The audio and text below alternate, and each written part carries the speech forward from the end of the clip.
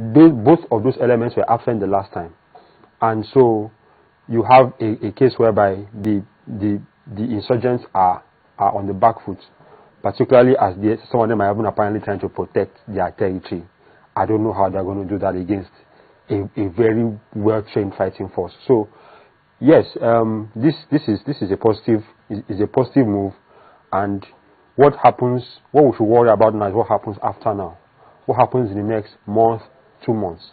Because after taking territory back, I think that they need to identify, kill, or capture the top Boko Haram operatives. Because once you do that, you take away the ability to reorganize themselves after taking these initial losses. And I think that's a major element. Before we go into all of the potential innocent civilian casualties and all of that, one thing that struck me when the president did the broadcast was when he said that he had identified a few local governments in Borno State in particular where the Nigerian flag had been pulled down and several flags had been hoisted. Basically, they had gradually started declaring their own republic separate from the country. Makes me wonder how much why did it take them this long to realize this, and did it have to take that instead of the loss of lives for the president to react? When you're dealing with politics and politicians, it's a strange thing, because there are two things. First of all, they have to present the commander-in-chief with the information that they have, with the reports that they have, with the evidence that they have, and it is now left for him to take action or not take action.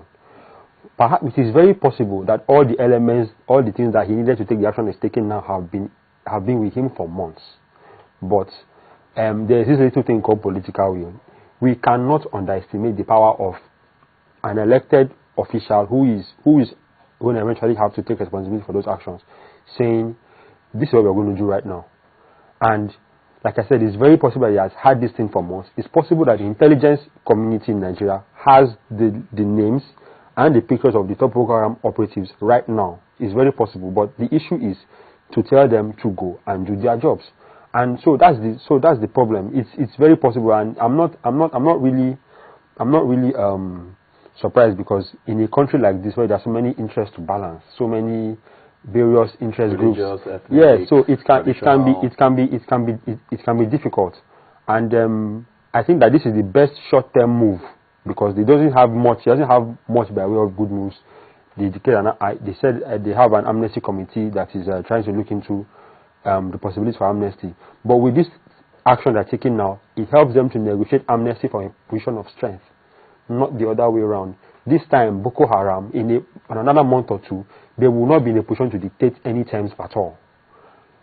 I like the fact that you talked about the best possible move, because a lot of the reaction, especially from the opposition parties, have come and they say that this is a wrong move, especially because a lot of the deaths in the last year or two have come from the same military. The JTF have been deployed there, killing innocent citizens and claiming that they were Boko Haram citizens. Yeah. Why should we then add more force, putting more lives at risk? With regard to the JTF's actions, I think that was why he decided to leave the governors and leave the elected representatives in place. There was a talk about how if he does not tell the governors to stand aside for a while, there is not a full state of emergency. I don't agree, because he had gotten the reports about what happened in Baga, and at least privately he has expressed serious concern. He needs elected representatives there to be a counterweight to what is going on with the military. But more than that, they need to allow the media access to the theater of operations, to allow them to report what is going on.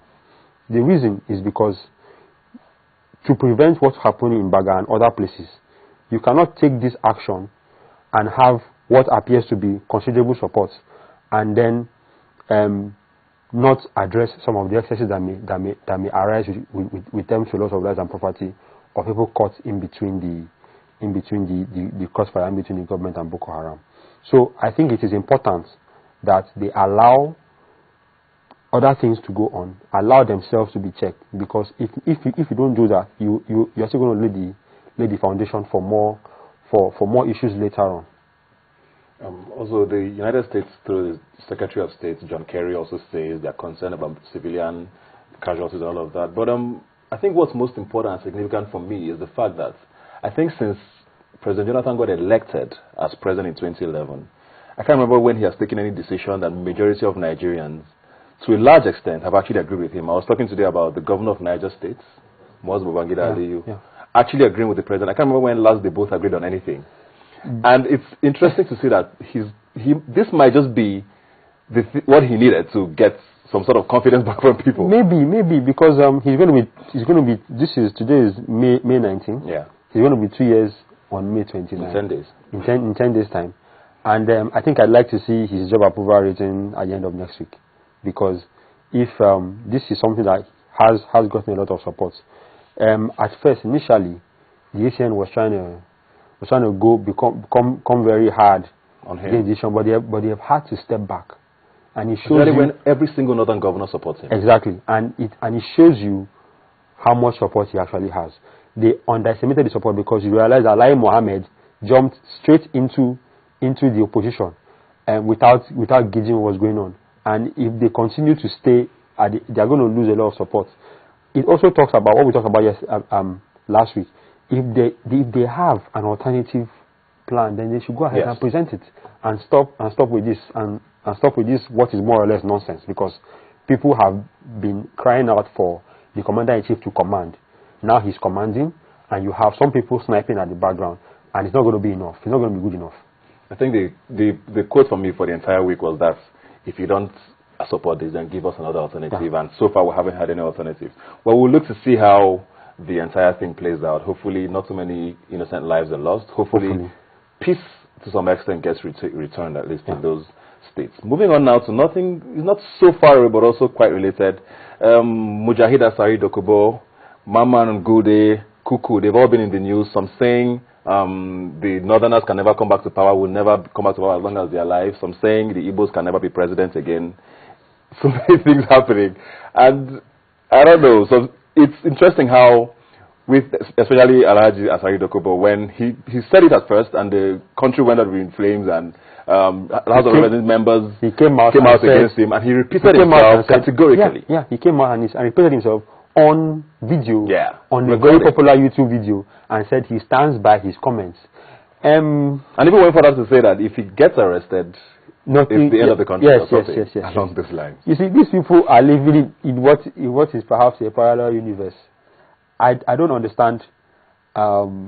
Again, we have to note that many of these people are the paid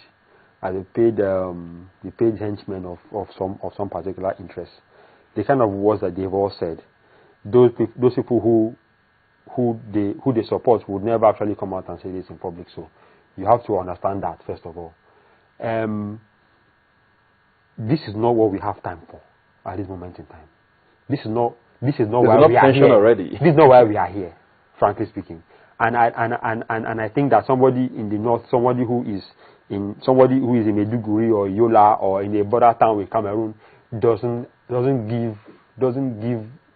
In fact, he could care less about what Asari or Kuku or anybody else is saying. And I think that hopefully we are able to reject these people and what they stand for, because we have a lot of things that are bothering us right now.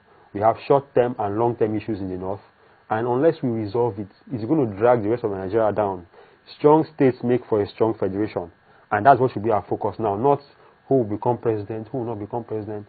Nobody got time for that. Nobody.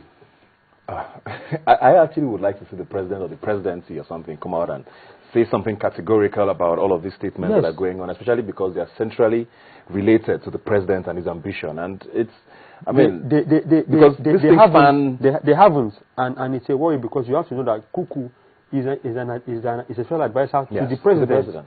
And I don't know if they have had a word with him. In his defense or whatever it is, I saw him on channels Sunrise Daily sometime last week, and he said he didn't say these things that he was claimed to have said, because they were not said in Nigeria. It was somewhere in Washington, D.C. Yes, he was speaking to American. So it's kind of his words against ours. But at least Asari's own, he has repeated it for everyone to hear. Perhaps Kuku has been informed of bearing in mind his closeness to the presidency, Yeah. he cannot afford to take credit for And such how comments. statements like that can... Yes, he can't. He cannot actually repeat it. But Asari is a loose cannon. Asari